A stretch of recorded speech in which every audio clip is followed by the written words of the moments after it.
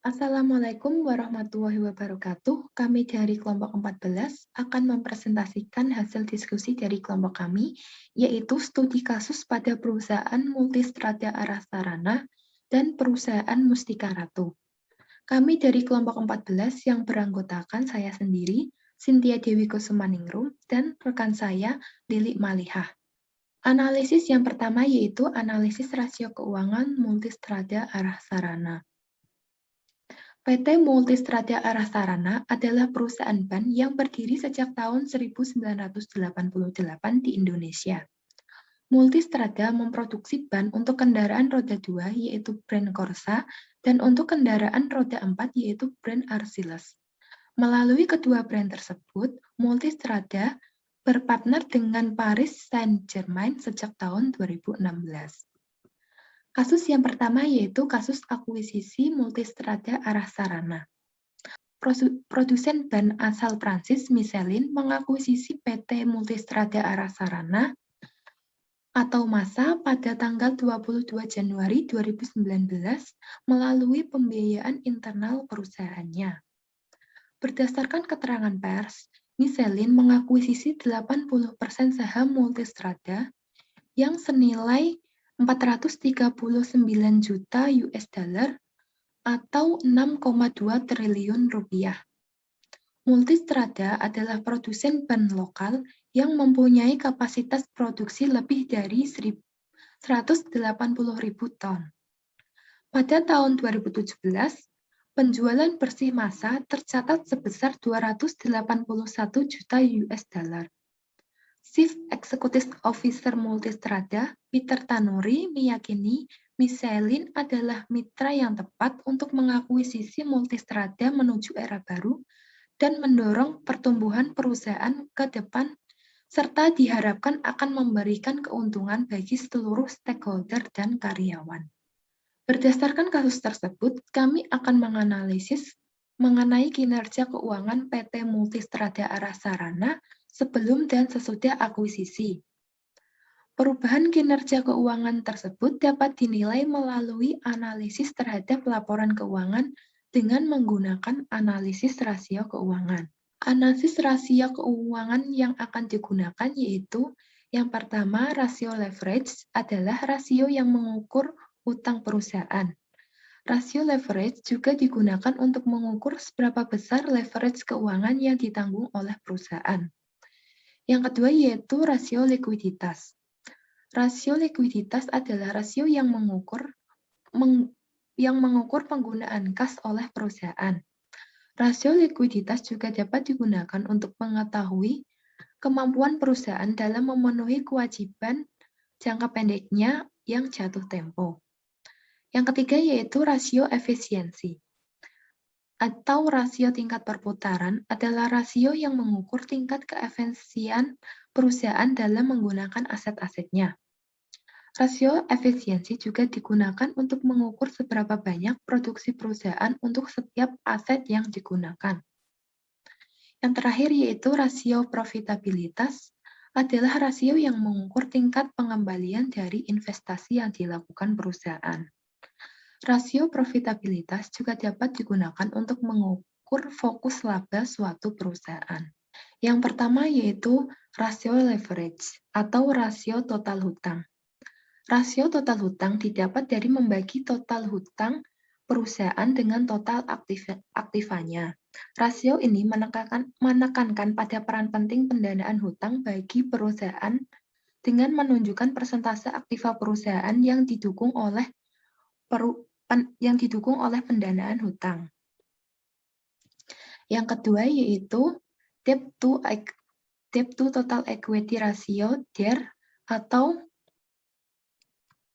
rasio hutang ekuitas, merupakan rasio yang mengukur perbandingan total kewajiban terhadap ekuitas atau modal jangka panjang. Rasio total ekuitas dapat dihitung dengan formula yaitu total kewajiban dibagi ekuitas.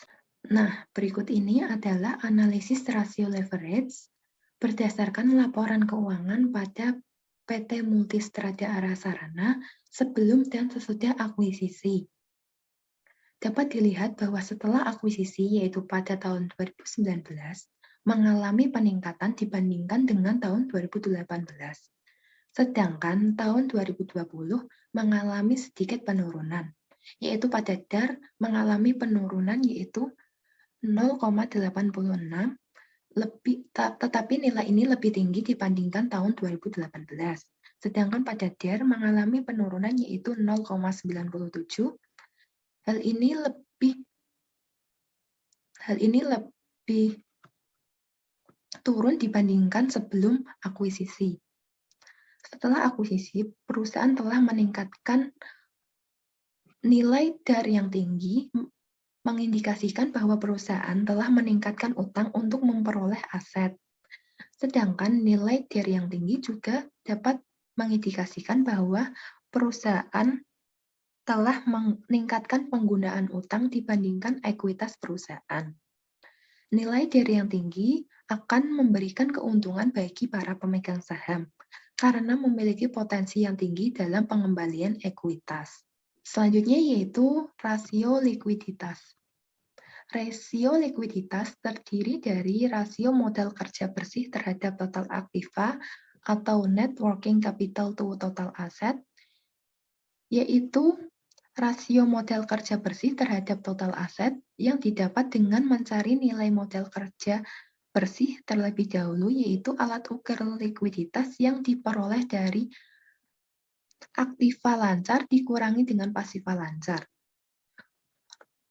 Yang kedua yaitu current ratio atau rasio lancar merupakan alat ukur likuiditas yang diperoleh dengan membagi aktivitas lancar dengan pasiva lancar. Yang ketiga yaitu quick ratio atau rasio cepat adalah sama dengan rasio lancar kecuali tanpa memperhitungkan persediaan yang dianggap sebagai aktiva lancar yang dikurangi liquid. Berikut adalah perhitungan dari rasio likuiditas berdasarkan laporan keuangan pada perusahaan multistrada arah sarana. Pada tahun 2018, sebelum akuisisi, nilai NWCTA pada perusahaan multistrada yaitu 0,02, sedangkan CR yaitu 1,06 dan QR yaitu 0,66. Setelah akuisisi, semua nilai rasio likuiditas mengalami peningkatan yaitu pada NWCTA mengalami peningkatan yaitu 0,13, pada CR atau current ratio yaitu mengalami peningkatan 1,78, sedangkan QR yaitu mengalami peningkatan 0,93. Begitu juga dengan tahun selanjutnya, yaitu tahun 2020. Selanjutnya yaitu rasio efisiensi. Rasio efisiensi terdiri dari rasio perputaran aktiva dan rasio perputaran persediaan. Rasio tingkat perputaran aset atau aktiva adalah rasio yang menunjukkan seberapa baik aset digunakan dalam kegiatan operasi perusahaan. Rasio tingkat perputaran terdiri dari dua rasio, yaitu rasio perputaran total aset dan rasio perputaran aset tetap. Rasio perputaran total aktiva atau total aset dapat dinilai dari penjualan dibagi rata-rata total aktiva. Sedangkan rasio perputaran aktiva tetap dapat dinilai melalui penjualan dibagi rata-rata aktiva tetap. Yang kedua yaitu rasio perputaran persediaan. Perusahaan yang efisien memutar persediaan dengan cepat dan tidak mengikat lebih banyak modal daripada kebutuhan akan bahan baku atau barang jadi. Rasio tingkat perputaran persediaan dapat dihitung dengan formula harga pokok penjualan dibagi rata-rata persediaan. Berikut adalah rasio efisiensi dari perusahaan multistrada arah sarana. Dapat dilihat bahwa pada tahun 2019 dan tahun 2020, yaitu setelah akuisisi perusahaan dilakukan, nilai rasio efisiensi mengalami peningkatan pada masing-masing penilaian. Selanjutnya yaitu rasio profitabilitas. Rasio profitabilitas terdiri dari return on investment atau on asset, yaitu ROI atau ROA. Yang kedua yaitu return on equity atau ROE. ROA atau tingkat pengembalian investasi dari pendapatan operasi didapat dari perbandingan antara laba bersih setelah pajak dengan total aktiva. Tingkat pengembalian investasi ini dari pendapatan operasi dapat dihitung dengan formula laba bersih setelah pajak dibagi total aktiva. Sedangkan ROE atau tingkat pengembalian atas ekuitas dari pendapatan operasi meneliti tingkat laba bersih setelah pajak terhadap ekuitas dapat dihitung dengan formula laba bersih setelah pajak dibagi ekuitas. Rasio profitabilitas dari laporan keuangan perusahaan multistrada dapat dinilai bahwa setelah akuisisi atau pada tahun 2019, ROI dan ROA mengalami penurunan, begitu juga dengan ROE. Pada tahun 2020, ROI, ROA, dan ROE mengalami peningkatan. Nah, ini adalah semua hasil analisis dari analisis rasio keuangan. Kesimpulan dari seluruh analisis yaitu berdasarkan analisis yang dapat disimpulkan bahwa secara umum kinerja keuangan perusahaan setelah adanya akuisisi cenderung naik. Kenaikan tersebut mengindikasikan bahwa manfaat yang dihasilkan dari adanya aktivitas akuisisi sudah dapat dirasakan dalam kurun waktu 2 tahun setelah perusahaan diakuisisi. Hal ini dapat dinilai dari nilai rasio keuangan tahun 2019 setelah dilakukan akuisisi yang menunjukkan hasil peningkatan pada semua analisis rasio keuangan. Sedangkan pada tahun 2020, analisis yang mengalami penurunan yaitu debt to total ratio DER dan debt to total ratio atau DER. Penurunan nilai pada DER dan DER menunjukkan bahwa pada tahun 2020, porsi aktiva yang dibiayai oleh hutang yang berasal dari kreditor mengalami penurunan. Sedangkan penurunan pada current ratio menunjukkan bahwa perusahaan mengalami penurunan dalam kemampuan melunasi kewajibannya. Sedangkan penurunan pada nilai fixed asset turnover atau FATO menunjukkan bahwa perusahaan kurang efisien dalam menggunakan aset tetapnya. Penurunan perputaran aset tetap mungkin juga mengindikasikan perusahaan berinvestasi terlalu banyak dalam properti, pabrik, dan peralatan.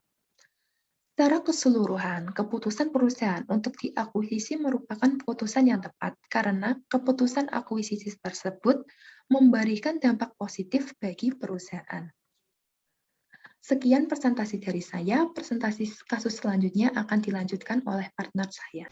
Baik, sebelumnya terima kasih kepada rekan saya. Selanjutnya saya akan menjelaskan mengenai analisis kebangkrutan yang dilaksanakan di PT Mustika Ratu. PT Mustika Ratu merupakan perusahaan nasional yang bergerak dalam bidang industri pembuatan jamu, kosmetik, dan juga bahan-bahan untuk perawatan kecantikan. Pendirinya yaitu putri keturunan Keraton Surakarta. Mustika Ratu ini berdiri sejak tahun 1973. Kasus perusahaan. Di sini kasus perusahaan saya ambil dari webbusiness.com. Kasusnya yaitu PT Mustika Ratu Tbk membukukan kerugian yang dapat diatribusikan kepada pemilik entitas induk sebesar 2,26 miliar pada tahun 2018. Naik 71,21% dari rugi pada tahun sebelumnya sebesar 1,32 miliar. Bersumber dari bisnis.com. Kemudian untuk analisis laporan keuangan terkait dengan kebangkrutan. Mengapa saya ingin menggunakan analisis yang terkait dengan kebangkrutan? Karena dengan adanya kasus kerugian tersebut dapat mengakibatkan sebuah kebangkrutan pada sebuah perusahaan jika kerugian tersebut terjadi secara terus-menerus. Di sini kebangkrutan secara umum diartikan sebagai kegagalan perusahaan dalam menjalankan operasi perusahaan untuk menghasilkan sebuah laba. Sedangkan menurut Toto, kebangkrutan adalah kondisi di mana perusahaan tidak lagi mampu untuk melunasi kewajibannya. Jadi, dapat disimpulkan bahwa kebangkrutan adalah kesulitan likuiditas yang sangat parah, sehingga perusahaan tidak mampu menjalankan operasionalnya dengan baik. Dampak yang akan dihadapi ketika mengalami kebangkrutan adalah berhentinya aktivitas yang dilakukan oleh perusahaan, sehingga perusahaan tidak memperoleh keuntungan bisnis. Oleh karena itu, kami memutuskan untuk menganalisis kebangkrutan dengan menggunakan metode Allman Z-score. Di sini metode Allman Z-score adalah merupakan model rasio yang digunakan untuk memprediksi kesulitan keuangan, sehingga dapat berpotensi mengalami kebangkrutan. Nilai Z-score adalah indikasi dari financial distress atau tekanan keuangan atas sebuah entitas. Menurut Rudianto, analisis Z-score adalah metode untuk memprediksi keberlangsungan hidup suatu perusahaan dengan mengkombinasikan beberapa rasio keuangan yang umum dan pemberian bobot yang berbeda satu dengan lainnya. Ini untuk rumus perhitungannya. Jadi di sini rumus perhitungan antara perusahaan itu berbeda-beda, mulai dari perusahaan manufaktur go public, kemudian manufaktur tidak go public, dan juga non-manufaktur. Jadi untuk manufaktur go public menggunakan rumus Z sama dengan 1,2 kali X1 ditambah 1,4 X2 ditambah 3,3 X3 ditambah 0,6 X4 dan juga ditambah 1,0 X5. Sedangkan untuk perusahaan manufaktur yang tidak go public, di sini Z sama dengan 0,717 X1 ditambah 0,847 X2 ditambah 3,107 X3 ditambah 0,420 X4 ditambah 0,988 X5.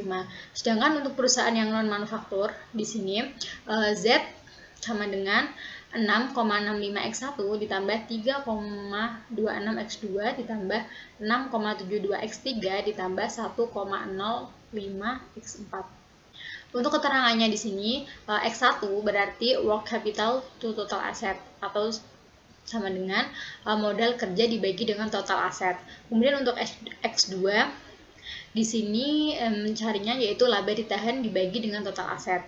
Kemudian untuk X3 di sini laba sebelum pajak dan bunga dibagi dengan total aset.